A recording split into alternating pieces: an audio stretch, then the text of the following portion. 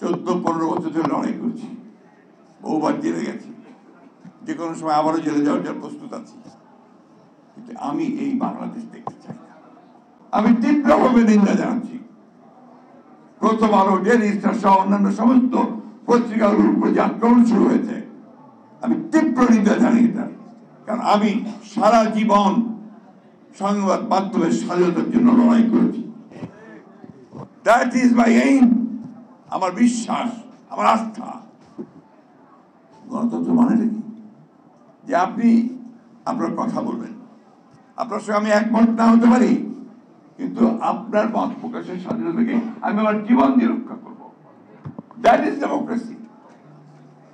আপনি এক ফ্যাসিস্টকে উৎখাত করেছেন, কারণ সে আমাদের গলা টিপে ধরেছিল, সে আমাদের মেরে ফেলছিল, কথা বলতে দিত না, ভোট দিতে দিত না, হত্যা করেছে, নির্যাতন করেছে। আবার এখন আরেক টাকাটা আছে যে ওকে বলতে দেওয়া যাবে না, ওকে কথা বলতে যাবে না, ওকে নিশ্চিন্ন করো। How do you justify? কি করে করবেন? আপনারা বলেন এইভাবে একটা সমাজ কি এগোতে পারে? একজন সাধারণ মানুষ চিন্তা করেন, সে কোনটা নেবে? এদিকে যাবে না ওদিকে যাবে? তাকে বিভ্রান্ত করছি কেন আমরা?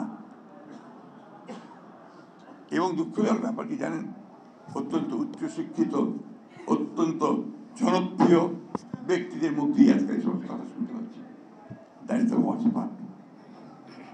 আমি 14-15 বছর ধরে লড়াই করছি, বহুবার জেলে গেছি, যে কোনো সময় আবারও জেলে যাওয়ার জন্য প্রস্তুত আছি। কিন্তু আমি এই বাংলাদেশ দেখতে চাই না। আমি যা বিশ্বাস করি, আমার দল যা বিশ্বাস করে, আমি সেই কথা আমার প্রাণ কেন আমি বলবো। আমি বিশ্বাস করি লিবারেল ডেমোক্রেসিতে, উদারপন্থী গণতন্ত্রে। আমি বিশ্বাস করি মানুষের স্বাধীনতায়, বাক স্বাধীনতায়, ভোটের স্বাধীনতায়। আমি এটা শেষ মুহূর্ত পর্যন্ত বলবো। আমি জানি আমাকে আপনারা অনেকে অনেক কিছু বলে, আমি এতটুকু সেই চিন্তা করি না। কারণ আমরা রাস্তায় থেকে লড়ে লড়ে আমরা এই জায়গায় আসছি। সময় সুবিধা মতো পালিয়ে যাই না, আমরা সামনেই দাঁড়াই, লড়াই করি।